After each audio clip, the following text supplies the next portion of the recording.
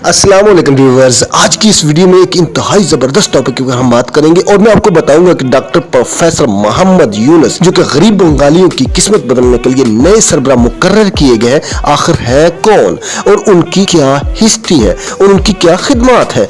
आप एक हौसला, हिम्मत और अज़्म इस्तिक़लाल रखने वाले अजीम इंसान है और आप एक बहुत बड़े वतन परस्त और अपने मुल्क से मोहब्बत करने वाले इंसान है। काश पाकिस्तान में भी दो चार डॉक्टर मोहम्मद यूनुस होते। Professor Mohammad Yunus Nobel prize याफ्ता ग्रामीण बैंक के बानी हैं। ग्रामीण बैंक का मतलब यह है कि देहात का बैंक, गांव का बैंक। 2006 में आपको नोबेल इनाम सिर्फ इसलिए दिएगा कि अपने लाखों करोड़ों लोगों की जिंदगियों को बदला और उनकी गुर्बत को खत्म किया और उनकी जिंदगियों को बेहतर बनाया। 1972 से यह कहानी शुरू होती है जब चिटागंग यूनिवर्सिटी के फाइनेंस डिपार्टमेंट के आप प्रोफेसर थे। आप तब से ही गरीबों का दर्द अपने दिल में रखते और उनको देखकर कुड़ते और परेशान होते थे। दिल में गरीबों के इस दर्द को आपने इस तरीके से खत्म किया। इसके लिए आपने ये किया कि आपने गरीबों को गुर्बत से निकालने और खास तौर पर गरीब खवातीन को गुर्बत से निकालने का अपना आइडिया, अपनी सोच लोगों के सामने रखी। आपने ये आइडिया दिया कि माइक्रो फाइनेंस बैंक को बनाया जाए और इस बैंक का नाम ग्रामीण बैंक यानी कि देहात का बैंक रखा जाए और इस काम के लिए आपने हुकूमत का हर दरवाजा खटखटाया और सपोर्ट मांगी, लेकिन कुछ हासिल ना हुआ। फिर इसके बाद आप दूसरे बड़े बड़े बिजनेसमैनों और इकोनॉमिकली स्ट्रॉन्ग लोगों के पास भी गए, आपको मायूसी हुई।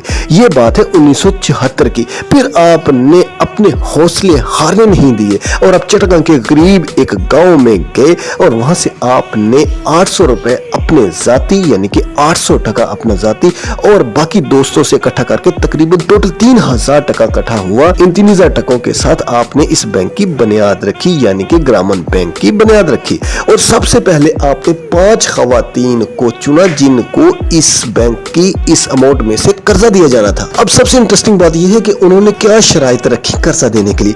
आपने जो खवातीन चुनी उनसे ही पूछा कि आप ये पैसे लेकर क्या करेंगे, आप क्या कारोबार कर सकते हैं, आपके अंदर क्या क्वालिटीज है, आपकी क्या सोच और आइडियाज है। उन खवातीन ने खुद से बताया कि मैं टीचिंग कर सकती हूँ, मैं पटसन का कारोबार कर सकती हूँ, मैं दूसरा कारोबार कर सकती हूँ, मैं गारमेंट्स का कारोबार कर सकती हूँ। तो उन खवातीन ने खुद अपने आइडियाज आपके सामने रखे। जब खवातीन ने अपने अपने कारोबार चुन लिए तो फिर इनको कर्जा दिया गया। किसी को जितनी जरूरत थी, जिसने पैसे उसने डिमांड किए, आपने उतने ही दिए। यानी कि किसी ने 100 टका मांगा तो आपने 100 दिया, अगर 200, 500, 1000 जितना टका उन 5 खवातीन में से मांगा गया आपने उतने पैसे उनको दिए और उसकी शर्त ये थी कि वो वापसी डेली बुनियादों पर वापस पैसे करेंगी और जितने हो सकेंगे उतने करेंगी और इसके साथ साथ हर 100 के साथ 10 टका मजीद इंटरेस्ट के तौर पर भी वापस करेंगी, कर्जा जिस तरह बैंक से लिया जाता है। और उसके लिए आपने एक बैंक का अफसर डिटेल किया जिसको एक साइकिल लेकर दी गई और वो साइकिल पर इन खवातीन के घरों में रोजाना जाता और वहां से उनसे पैसे इकट्ठे करता। ये था जी सबसे पहले माइक्रो फाइनेंस बैंक ग्रामीण बैंक का मैनेजर जो कि इन पैसों के साथ डील करता था और उसको क्या फैसिलिटी थी कि सिर्फ एक साइकिल लेकर दी गई थी। और वो भी कोई आम बंदा नहीं था, वो भी फाइनेंस के रूल्स और इसकी बारीकियों को समझता और जानता था। और यही मैनेजर जो साइकिल पर जाता था वो लोगों को उनका बनाया हुआ सामान बेचने में भी मदद करता था और इसकी तनख्वाह कितनी थी? 10 टका। यानी कि अगर 100 के ऊपर 10 रुपए इंटरेस्ट था तो सिर्फ 10 टका ही इस मैनेजर की पे थी। अब सबसे इंटरेस्टिंग बात यह है कि डॉक्टर मोहम्मद यूनुस ने कर्जे की शराइत क्या रखी है। ये शराइत सुनने और अमल करने के काबिल हैं और देखिए कैसी उसकी सोच थी कि उसने किस तरह की बेहतरीन शराइत इन लोगों के सामने रखी जो कर्जा लेने के लिए आते थे। पहली शर्त यह थी कि कर्ज लेने वाला अपने बच्चों और खुसूसन बच्चियों को स्कूल भेजेगा। दूसरी शर्त, छोटी उम्र के बच्चों की शादियां नहीं करेगा। कर्ज लेने वाला कम से कम 10 दरख्त लगाएगा और उनमें फल वाले दरख्त भी शामिल होंगे। जहेज लेने और देने वालों को कर्जा नहीं दिया जाएगा और अगर कोई ऐसा काम करेगा तो उसका कर्जा मनसूख कर दिया जाएगा। ये तीसरी शर्त थी। चौथी शर्त ये थी कि अपना घर, बाथरूम और खास तौर पर किचन को साफ सुथरा रखेगा और इसकी अगली शर्त ये थी कि अपने बच्चों को मारे पीटेगा नहीं और मोहब्बत और प्यार करेगा। इसके बाद अगली शर्त ये थी कि अपने बच्चों की सफाई का भी ख्याल रखेगा और माहवारी के दरमियान औरतें अपना भी صفائی کا خیال رکھیں گی۔ یہ شرائط تھی بنیادی طور پر کسی کو قرضہ دینے کی ایلیجیبلٹی کے لیے۔ زندگی میں آپ نے کبھی ایسی شرطیں دیکھی یا سنی ہیں کہ کسی بینک نے اس طرح کی شرائط کو ڈیمانڈ کیا ہو اور کہا ہو کہ ان شرائط کی بنیاد پر آپ کو قرضہ دیا جائے گا؟ صرف 2 سال کے ٹائم پیریڈ کے بعد اس بینک کی وجہ سے اس گاؤں میں خوشحالی آ گئی اور لوگوں کی زندگی بہتر ہونے لگی۔ چند سالوں میں ہی اس بینک نے اتنی ترقی کر لی کہ 1984 میں گورنمنٹ نے اس بینک کو آفیشلی بینک کا سٹیٹس ڈکلیئر کر دیا کہ یہ بھی ایک رجسٹرڈ بینک ہے اور اس کو بھی گورنمنٹ نے اسٹیٹ بینک کے انڈر کر دیا۔ پھر یہ منصوبہ اتنا زبردست اور کامیاب سے چلا کہ دنیا اس کو دیکھنے کے لیے بنگلہ دیش آنے لگی، اس منصوبے سے سبق حاصل کرنے لگی اور یہاں تک کہ ورلڈ بینک کا وفد بھی آیا اور انہوں نے بھی اس منصوبے کو دیکھا اور اس کا تجزیہ کیا کہ یہ کس طریقے سے کام کر رہا ہے۔ اور اس سے بھی انٹرسٹنگ بات یہ ہے کہ ڈاکٹر محمد یونس کا یہ پروجیکٹ، یہ منصوبہ ورلڈ بینک دنیا کے 64 ممالک میں لے کر جا چکا ہے کہ اس طریقے سے کام کیا جائے تو لوگوں کی زندگیاں بہتر ہو سکتی ہیں۔ بنگلہ دیش میں خواتین کی زندگیوں کو بدلنے